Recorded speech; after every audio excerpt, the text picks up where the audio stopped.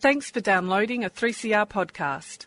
3CR is an independent community radio station based in Melbourne, Australia.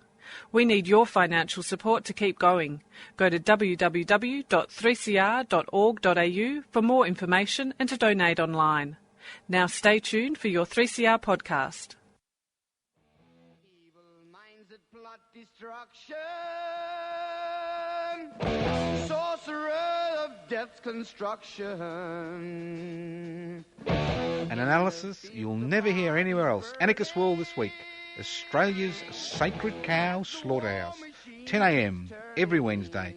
Listen to the Anarchist World this week for an up-to-date analysis of local, national and international events. Poisoning their brainwashed minds. Oh, Lord, yeah.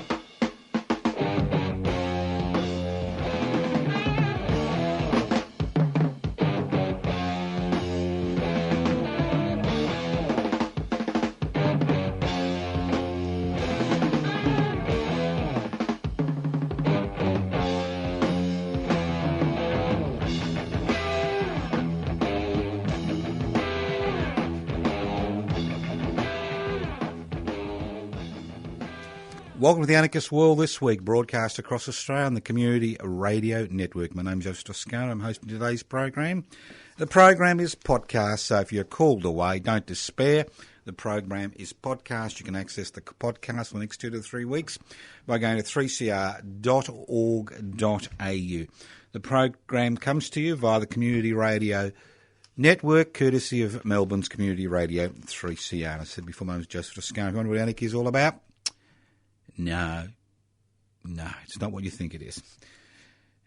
Anarchos without rulers. An anarchist society is a society without rulers. It's a society where wealth and power, power is devolved and wealth is held in common and used for the common good. Very, very boring conservative concepts.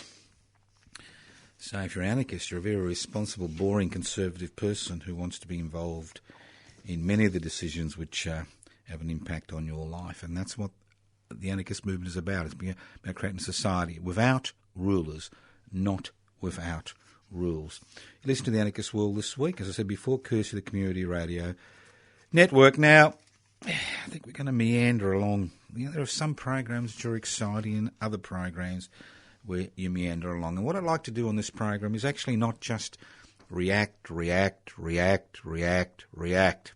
Because you'll find most of the media in this country is based on reaction and peddling basically half-truths and lies. I mean, it's very simple. You know, we've had this so-called firefighters dispute in Victoria, and all you've got to do is look at the, Murdoch's rag in Victoria. I won't even mention the name. I can't be bothered giving them publicity. It is going out of circulation sooner or later. But you find week after week, the same tired old garbage. Not based on facts, not based on opinions, but actually based on open lies. And that's the way it works in this society. It's very simple. We're told we live in a free society. We're told we live in an egalitarian community. We're told we've never had it so good. We're told we live in a secure society. And when you look around, you actually begin to understand that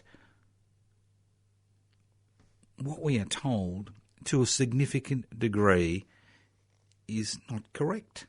And in many regards, open lies. For example, during the past 40 years, during the deregulation, privatisation, globalisation, corporatisation revolution, it was not only swept Australia but swept most of the world, we have seen for every dollar an investor invests, in 1976, the return to the people doing the work to create the wealth, not those who provided the capital to the people who created the wealth, was about 66%, and about 35% went to the investor as a return. Today, 40 years later, as a direct consequence of the globalisation, corporatisation, privatisation, deregulation revolution, what we are seeing now today, for every dollar the investor invests, 35% goes to the people providing the labour to create the wealth, and 65% goes to the person providing the capital to pay for the labour that creates the wealth. Simple, isn't it? Simple. So what we've seen is a revolution. Not a revolution which has created a more egalitarian society, a more democratic society, a society where wealth is shared, but a revolution which has concentrated power in the hands of unaccountable corporations whose major responsibility is to make ever-increasing profits for their major shareholders. I'll give you an example of how it works. Now, Mr. Sam, or Senator Sam Destiar, is a fool, okay? But he's not alone. There are many people on both sides of the political spectrum who are fools, who take money from donors, whether they're local donors or overseas donors, take money from them. And over the last 2 or 3 weeks, we've been regaled with this person's failings, personal failings. And we've seen the corporate-owned media and the government guild at ABC get on the bandwagon, creating this hysteria.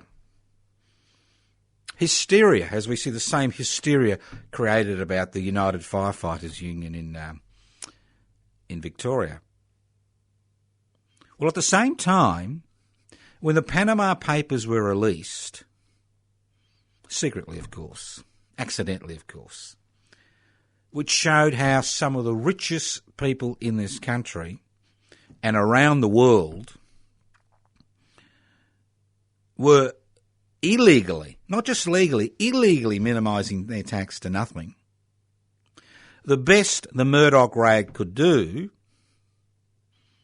was put it on page 6, 2 paragraphs, page 6. While if you go in, have a look at the Murdoch rags across the country, and the Murdoch media outlets, 21st Century Fox and News Limited, and to a lesser degree Fairfax and its radio stations, and the government guild at ABC, what you see is this honing in on what are reasonably trivial issues in comparison to the major issues. And nothing highlighted this more than the recent election campaign, where everything and nothing was up for debate. And the real issue, which I personally attempted to raise in the electorate of Dunkley in southern Melbourne, almost totally unsuccessfully, the real issue regarding the fact that the corporate world in this country, as well as almost every other sovereign nation state around the world, pays no tax legally. This is the central issue. Because if you have large corporations which are owned by their major shareholders, whose major responsibility is to create ever-increasing profits for their major shareholders, irrespective of the human, social, environmental and national costs, irrespective of the costs to the viability of sovereign nation states. If this is the central issue, and if this is not discussed, it is not raised. It is not raised in Parliament. It is not raised in the government guild at ABC. It is not raised and debated in the corporate-owned media. It may be mentioned, but mentioning an issue is different to debating that issue on a daily basis, as we see across the electronic media, the World Wide Web, etc., as we see the issue regarding the United Firefighters Union and the CFA, and the issue regarding, political donations. So we need to move from a reactive situation where we continue to react to their shortcomings and become involved in active resistance to what is happening, because you cannot expect the very organs which obfuscate the truth, which push their owners financial considerations before the considerations of the community, you cannot expect them to do the job for you. And that is the dilemma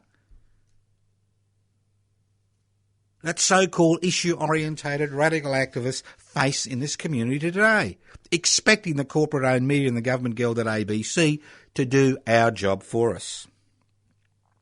And that brings me to the role, the critical, the essential role the radical activist plays in society. Because if you listen and watch and hear the reaction to the radical activist, you would think they are the devil's conjoint twin. You would think that. Because nothing good is ever said by those who exercise power regarding the critical, fundamental role the radical activist plays in the community in terms of being the catalyst for change. Not just radical change, but just for reform. We seem to have forgotten, not consciously and unconsciously, but consciously, the radical activist is written out of the historical record of this country.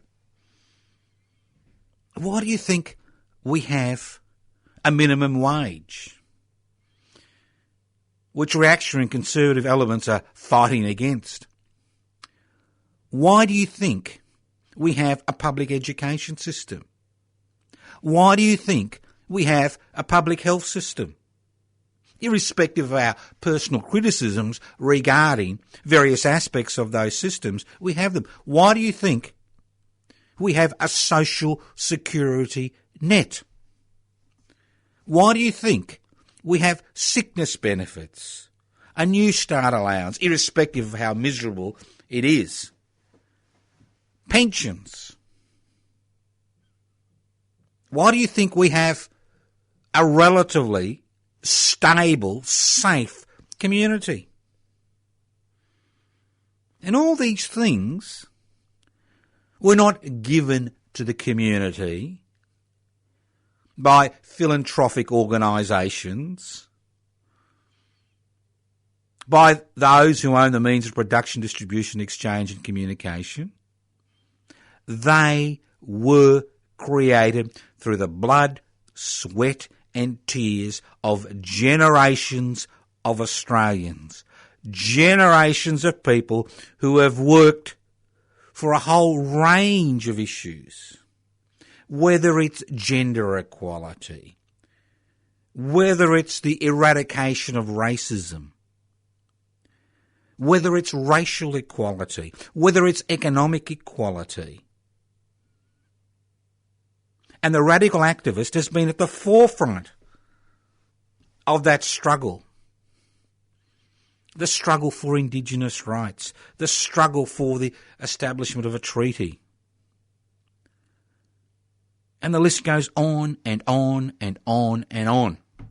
How many initiatives which benefit the public, yes, the public, the citizens as a whole, not just those who own the means of production, distribution, exchange and communication, not just the interests of the 15% of Australians who have the disposable income to be part of the investment class, which benefits greatly from the type of legislation which is currently passed through this Parliament, which puts them at the forefront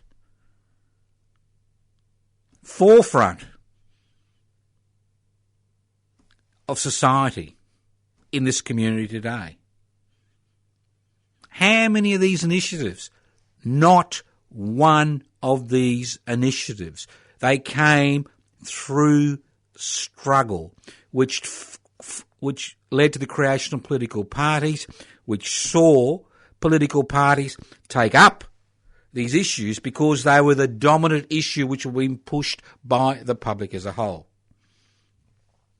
And that's why, and I'll mention it every week, until the cows come home, and as our cows are sacred cows, they wander all over the place. They won't be coming home, so you'll be listening to this for a long, long time.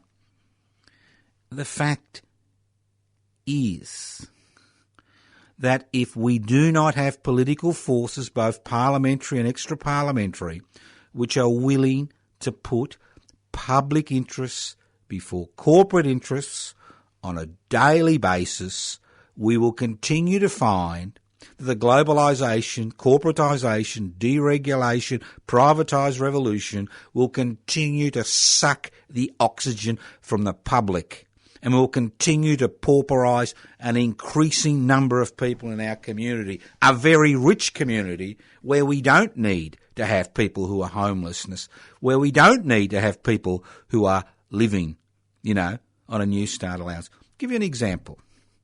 At the end of World War II, when the returning diggers came home, they expected something for the sacrifices they had made in defeating Japanese militarism, Nazism and fascism. They expected something in return. Because many of these conscripts, many of the people involved in the war were ordinary, working people who found themselves at the forefront of that struggle against fascism, Nazism, militarism, Japanese militarism, at the forefront. And they made the ultimate sacrifice. And when they came back, they expected more. And the Commonwealth Housing Authority was created. And what did the Commonwealth Housing Authority do? It created 300,000 new dwellings to deal with the problem of homelessness in Australian society after World War II. 300,000 new dwellings in a population of less than 12 million. Today, homelessness is becoming a significant issue, not just in the cities, not just in the CBD of the major cities, but in the suburbs and regional cities. And we have all these organisations which theoretically look after the homeless, and they can provide every service except providing a home. And we have the state, whether it's the state government or the Commonwealth government or local government, standing on the sidelines, criminalising and pauperising the homeless. So why don't we have the same public building program in 2016? Because we have had a wholesale change in the nature and the role of government in Australia since the dismissal of the Whitlam-led Labor government in 1975. Because since 1975, almost every piece of legislation which has gone through federal parliament has been designed to promote the interests of the private sector before the public sector, to promote the interests of the major shareholders of unaccountable corporation before the interests of the citizens and residents of this country. Almost every piece of legislation. And we have seen the privatisation of state-owned instrumentalities which were created not by governments but which were created by the blood, sweat and tears and money of people who paid taxes. That's right. Today, you may find this difficult to believe, 67 cents of every dollar that comes in taxation revenue, that's the $420 billion. So that's about 300 of that comes from pay-as-you-earn taxpayers. Extraordinary, isn't it? Extraordinary. So it was their blood, their sweat, their tears, their political agitation, the agitation of the radical, which acted as a catalyst, which pricked and prodded the community into taking wider action, which saw the creation of the Commonwealth Bank in 1911. And the Commonwealth Bank was created because banks before then would not lend to ordinary people. And there was this political campaign for the creation of a government-owned, government-backed, government-guaranteed bank. Because banks were, just foreclosing and going bankrupt in the period before that. And when public education was introduced in Victoria in 1871, that's right, 1871, and this is in a population of less than 700,000, 654 new schools were built. Public schools were built within a year of that legislation being passed through Parliament. So what's the difference? The difference is that we now follow ideology. Governments are no longer interested in looking after the concerns of their citizens. It's about pushing an ideological agenda, and nothing has made this more clear than the rise and rise and rise and rise of the professional politician, the rise and rise and rise of the institute. They call themselves public affairs. I call themselves private affairs. The Institute of Private Affairs in the Liberal National Party. The rise of professional bureaucrats in the trade union movement and the Labor Party, where it's the job, not the legislative agenda, which is important. So we have seen this change, wholesale change. I mean, the news today was that maybe 50,000, maybe 70,000 Victorians will have their gas and electricity cut off during the next 12 months. About 2 million households. Did the same thing happen when we had a state-owned electricity generation scheme? And remember when electricity and gas were privatised in Victoria, we were told prices would decrease, there'd be more competition. Sure, there was more competition, more people knocking on your door. It was a little bit like, the privately owned petrol stations. One day petrol's at 97.5 cents a litre, the next day's 128.7 cents a litre, and wherever you go it's the same price. Competition, my ass. So, in 2016, we are reaping the results of the destruction of the mixed economy. Mixed economy? What's a mixed economy? Well, we all know about communism, where the state owns the means of production, distribution, exchange and communication. There's no private ownership. We all know about that. And then you've got the diametrically opposed situation which we have today in Australia, where almost every element of service provision is owned by the private sector. And the mantra of the private sector is to create ever-increasing profits for your major shareholders, irrespective of the human, social, environmental and national cost.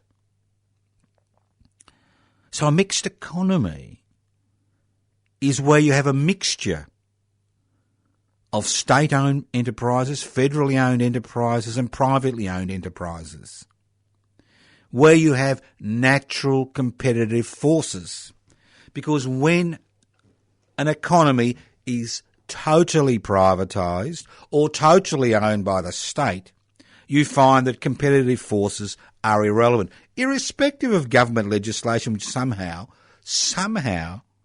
has some impact on the activities of those privately owned corporations, whether they run prisons or car parks or privately owned housing, and the list goes on and on. So a mixed economy, when the government owns certain, on behalf of the people, owns certain enterprises, whether it's the production of electricity, whether it's Medibank private like it used to be, whether it's a Commonwealth bank, whether it's government-owned airline, government-owned infrastructure. So when the private sector gets a little bit out of control, people, through their impact on government through elections, can actually have an impact on the type of policies which are conducted by publicly owned infrastructure and enterprises and service providers, which acts as a brake on the activity of the private sector in its ability to gouge as much profit as it can from its citizens, from its customers. Think about it. Simple. A mixed economy is a simple concept. Doesn't need blood in the streets, doesn't need revolution. All it needs is people who are willing to be involved in political struggle which puts public interests before corporate interests. Now, I've been involved now for the last 15 months in an organisation which was created to put public interests before corporate interests. Very simple. It's called Public Interest Before Corporate Interest, PIBC. We are looking for members. And we need members to register this organisation as a political party, both at the state and federal level. And in order to do that, we need 550 people on the electoral roll. And we are slowly building up the numbers and the momentum. But if you are genuinely interested in putting public interests before corporate interests, if you are genuinely concerned about what is happening in the society as wealth is concentrated in fewer and fewer hands, if you are genuinely interested in the fact the corporate sector pays voluntary taxation in this country, if you are genuinely interested in the fact that we are seeing public assets stripped, destroyed, in order to augment the profits of privately owned corporations, whether they're owned locally or overseas, doesn't matter. Privately owned corporations whose major responsibility is to create ever-increasing profits for their major shareholders. If you are sick and tired of complaining, I mean, you can listen to me for another 40 years, that'll make me 105. Well, I intend to live to 105. Why shouldn't I? And why shouldn't you? I think young people would be a little bit concerned about that, having to wipe our bums, but that's a different matter. But if you're genuinely interested, this is an opportunity. We're not asking you to do anything spectacularly radical. We're asking you to take a little bit of control over your life, a little bit of control, a little bit of interaction. I mean, life is more than looking after the grandkids when you retire. Life is more than having a privatised old age pension through your superannuation system. It's about being involved in every aspect of the community. It's being involved in the political process. It's about, ensuring that you implement your rights. That's what it's about. So I'm encouraging you, unashamedly encouraging you to join public interest before corporate interests.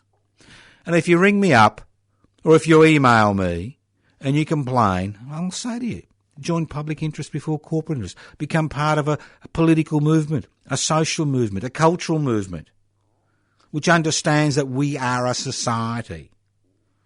We are not just cows for the corporate sector to be milked when they want to. We are much more than that. We're an independent commune and collective of cows. We are not prisoners of the corporate sector. So if you want to join public interest before corporate interest, it's very simple. No cost involved. Go to the website, public interest before corporate interests, pibci.net, pibci.net. Download the application form. Have a look at it. You like what's on the application form? Join. You can always resign if you're unhappy. Join. Become part of this growing social and political movement. For far too long, radical activists in the 21st century have been involved in issue-orientated campaigns. There is nothing wrong with issue-orientated campaigns, but if it's only that issue which consumes you, the ability of creating lasting, egalitarian, radical change is almost non-existent. Go to the Facebook page, Public Interest Before Corporate Interests. Go to my own Facebook page. Yes, I finally joined the 21st century. I do have a Facebook page. Toscano, the number 4. Toscano for the public. Very simple. Toscano, Toscano, number 4, the public. Have a look at all the initiatives that I'm involved in. If I can do it, you can do it. I'm an old man. I'm dying. I'm a dying old man. You're young, healthy. You got a future before you. Don't let the bastards grind you down. Because if you continue to allow them to set the political, social, cultural agenda, if all you're doing is reacting to the 24-hour news cycle, if all you're doing is, clicking your little button on the net, you're the world's greatest click activism who's got 142,000 friends. If that's all you're doing, it's time to get real. Time to get real. Join public interest before corporate interests. Have a look. There's a few things coming up. I know that on the Sunday, the 2nd of October, and I'll give you more information about that, they're having a public education forum in Seaford, and Jean Ely from will be out talking about that as their special guest. I know they've got a lot of activities planned, and they are doing things. At least they're doing things.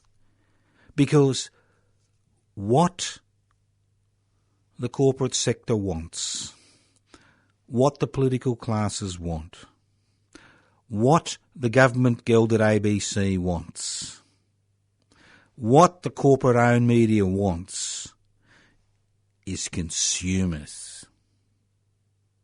They want people to consume news. They're not interested in change, reform, radical change. They have no interest. What they're interested in is maintaining the status quo. That's all they're interested in. They're not interested in your life, your future, your children's future, your grandchildren's future. They've got no interest. All they're interested in is maximising their major shareholders, their major investors' bottom line. You are disposable fodder. You're shit. You're nothing as far as they're concerned. You're a consumer. Consumers consume. They want you to march around the streets with the big placard saying, consume, defecate, die quietly. That's what they want you to do. They want you to go out every 3 years and every 4 years in Australia and cast your little ballot. And then sit back playing with your Facebook page, complaining about the world, carrying on, as long as you do it quietly and privately on the electronic media, not out in the streets. That's what they want. Then they can say we've got freedom of speech. You can say what you like and nothing ever happens. And that's the key. Nothing ever happens. They want you to have tattooed across your forehead, consume, defecate, die quietly. That is the mantra of 21st century corporate capitalism. That is its mantra. But even 21st century corporate capitalism is beginning to have a problem. It's all very well having low wages growth, but if people don't have an increase in wages and other bills continue to soar, well, they consume less, which is good for the planet. Great. But it's bad for profitability. So think about it. Are you part of the consume, defecate, die quietly brigade? Are you marching round in circles, singing the mantra, consume, defecate, die quietly? Are you a part of that little radical fringe, that marginalised group, the conjoint twin of the devil, as painted by the corporate-owned media and the government-gelded ABC, who are the catalyst for change, who are willing to put new ideas out for public debate, who are willing to fight for those ideas, who are willing to put the public interest before the corporate interest, who are willing to be stand up and counted, who don't just react to the 24-hour news cycle, but create that momentum for change. Create that new world in your hearts. Create that. And that's what life is about being involved. I know it's difficult. Every day there's a new bill, sometimes 2, sometimes 3. Every day you are thinking how you're going to make ends meet, especially if you're one of the 33% of Australians who rely on social security benefits to survive, or who are part of the 50% of Australians who are involved in poorly paid, casualised work. But in order to dig yourself out of that hole, we need to be politically active. It's simple. No political activity. No activity on the streets. Then you become part of the, consume, defecate, die quietly brigade. The model citizen. The good soldier civic. The model citizen. In World War I, there was a beautiful anti-war cartoon. I think it was the good soldier civic. Very muscular bound soldier, no head. Perfect soldier. If you're going to have a war fought by workers at the end of a bayonet, perfect soldier. We have the perfect citizen today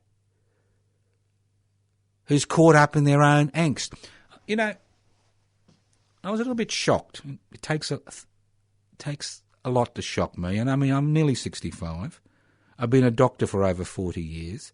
I've seen a lot of things in my life, met a lot of people, and it's hard to shock me. But it happens. And I was looking at that research that's going on regarding the 55,000 women who are involved in this longitudinal survey.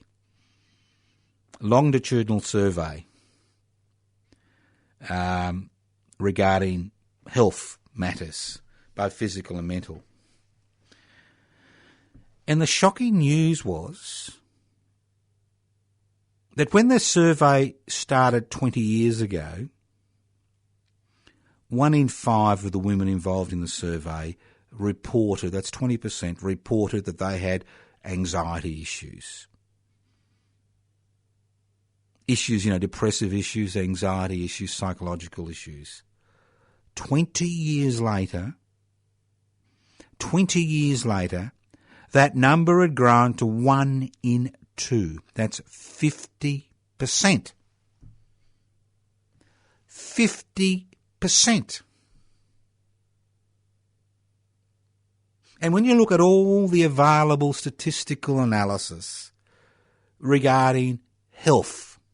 Although there are many improvements in physical health, in terms of psychological health, the Australian community has become a basket case. You like the term basket case? Well, in the good old days, you like it, the good old days in the 18th and 19th century, when somebody had a psychiatric episode, they were placed in a basket, woven basket so they wouldn't injure themselves. That's where it comes from, the concept of a basket case. State-of-the-art treatment in the 19th century. If somebody's got a psychiatric episode, you put him in a basket so they don't harm themselves.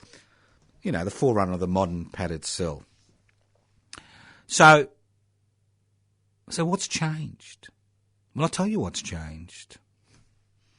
The first thing that's changed is that every young person in this country is saddled with a debt because education has become a commodity which is bought and sold. We've seen the private sector exploit students in a huge number of ways, and we've seen governments, which began with the Hawke Labor government, pass legislation which has ensured that university education is not just no longer a right for everybody, but it's a privilege. A privilege for those who've got the resources. So there's that anxiety that when you start off in life, you're saddled with a HECS debt, which can take years, if not decades, to get rid of. Secondly, we've seen the casualisation of the workforce. You no longer go to one job.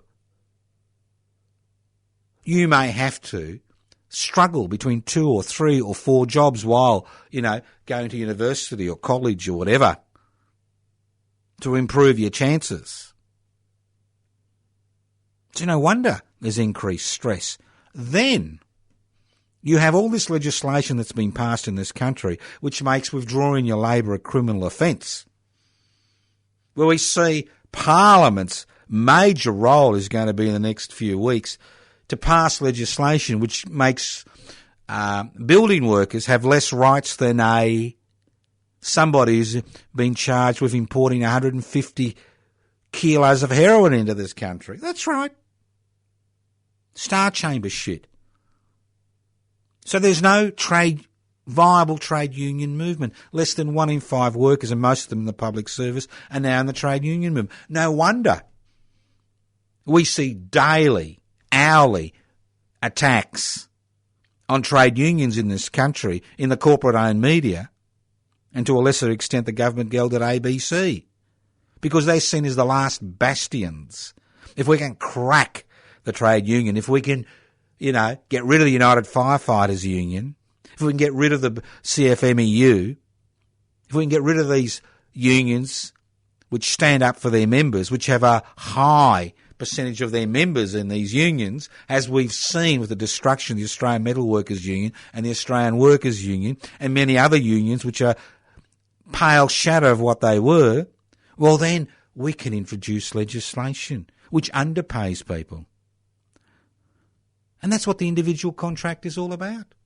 So we've got young people saddled with a HECS debt, casualised work, difficulty in obtaining money to get a loan from a housing sector which is totally out of control, unless you've got Malcolm Turnbull as your father who can give you some money to buy a house.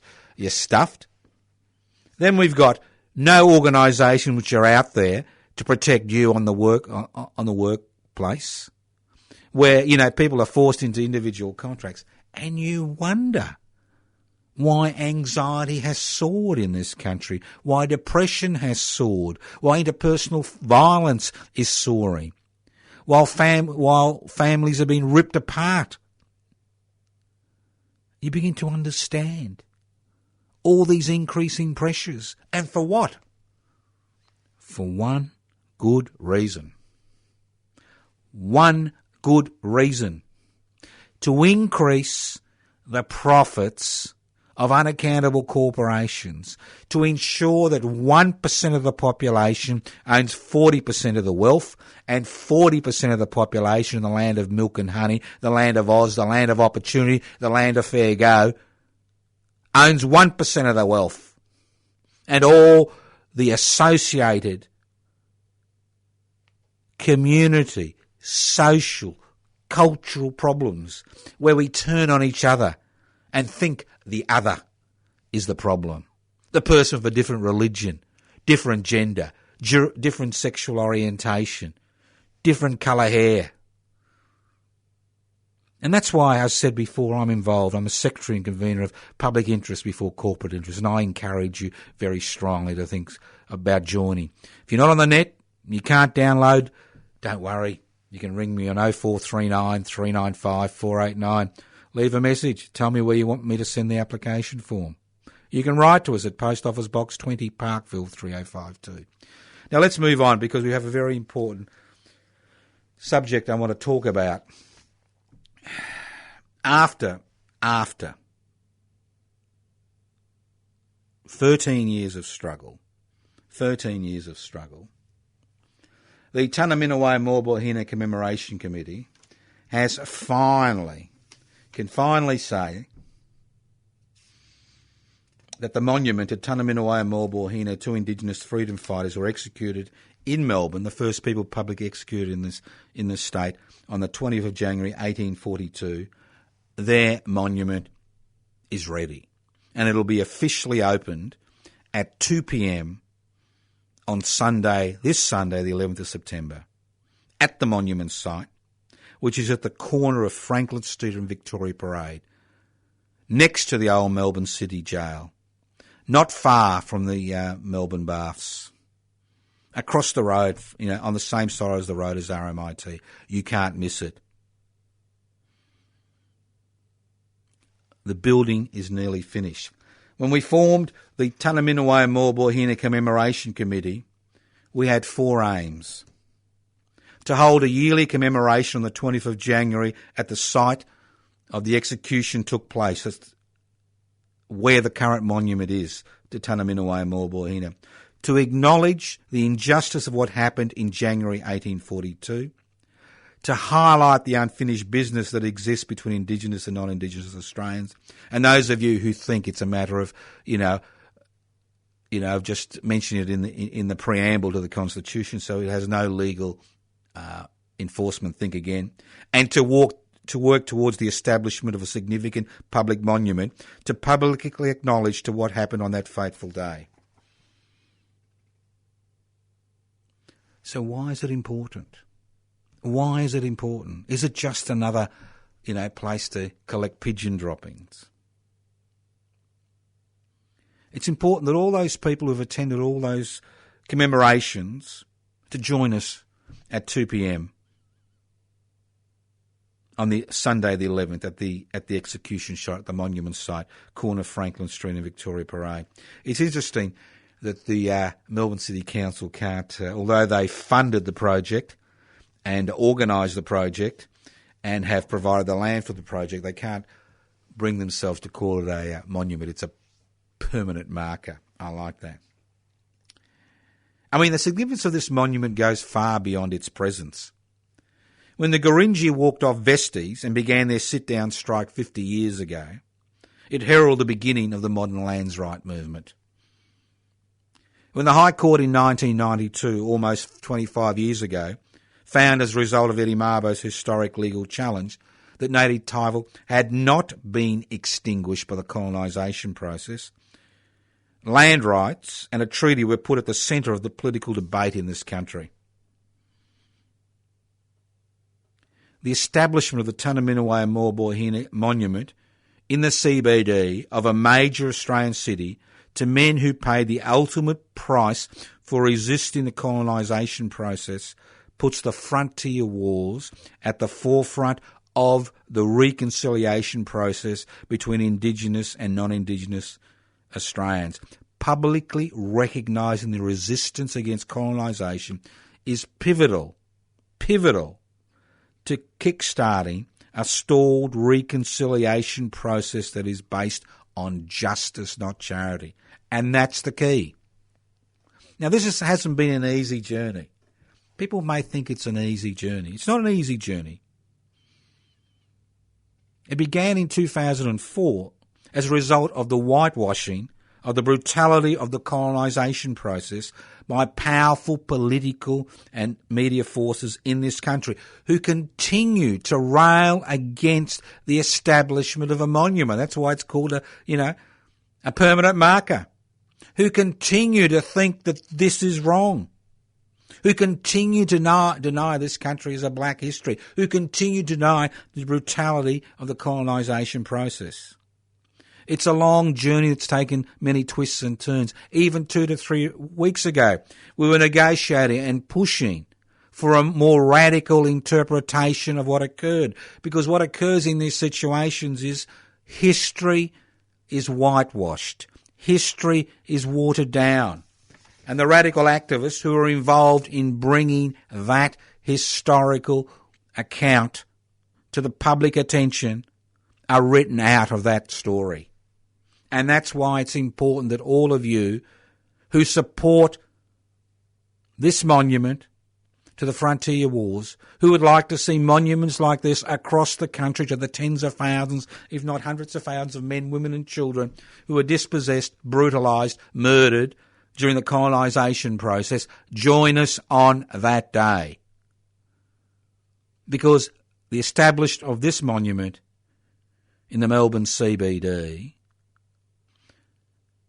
through the courage, and let's thank the Melbourne City Council, they provided the finances and they had the courage to stare down conservative and reactionary forces in this country to ensure that that monument was built as a direct result of direct political pressure, social pressure, which was placed on the Melbourne City Council with the Tunaminaway Morbohina Commemoration Committee. So this is a day for each and every one of us. So join us, 2 p.m, Sunday, the 11th of September. Go to the website, Tunnermall, Tunner, Mall, MAUL.org. Get information there. And if you don't know where to go, it's very simple. Corner of Victoria Street at Franklin Street, next to the Melbourne City Jail, not far from the Melbourne Trades Hall, near the 8-Hour Monument, not far from the City Baths. It's just there at the end of Swanston Street, next to RMIT. You can't miss it. It's a great piece of art, a great monument, but more importantly, it's not just what's there, it's the significance of what's happened, which is so important that we, on the day, celebrate it. And those of you who listen to Community Radio 3CR in Melbourne, that, between 2 and 3 o'clock, that ceremony will be broadcast live by Community Radio 3CR. And if you can't get the radio station, you can go to the net. It's 3cr.org.au, 3cr.org.au. Thank you once again for listening to The Anarchist World this week on your local community radio station. Write to us at Post Office Box 20, Parkville 3052. Email us at anarchistage@yahoo.com. Go to the website, anarchistmedia.org, pipsy.net, tunnermall.org. Go to my Facebook page. You won't find out what I ate for breakfast. You won't see any pictures of, food I've eaten. You won't even see pictures of what I defecated this morning. Strong political action. Leave the consume, defecate, die quietly brigade and join the public interest before corporate interest brigade. Put your welfare before the welfare of the corporate sector. Thank you once again for listening to The Anarchist World this week on your local community radio station, courtesy of the Community Radio Network. Don't forget, 2 p.m, Sunday the 11th of September, the official opening of the Tunaminaway Morbohina Monument in Melbourne, corner of Victoria Street, Franklin Street, not far from the Melbourne City Jail, next to it, not far from Trades Hall, the 8-Hour Monument. So be there, join us on the day, celebrate this victory, because it's important that we celebrate our victories, because it's the radical who acts as the catalyst for change. Those who are marginalised, ostracised, pushed aside, laughed at, denigrated, are those who turn the wheels of change in this country. Thank you once again for listening to the Anarchist World this week on your local community radio station. The program is podcast. You can access the podcast by going to 3cr.org.au. That's 3cr.org.au. Listen to the Anarchist World this week on your local community radio station via the Community Radio Network next week. Off we go. We've got the cow. Off we go. Evil minds that plot destruction, sorcerer of death's construction. An analysis you'll never hear anywhere else. Anarchist World this week. Australia's sacred cow slaughterhouse. 10 a.m. every Wednesday. Listen to the Anarchist World this week for an up-to-date analysis of local, national and international events. Poisoning their brainwashed minds. Oh, Lord, yeah.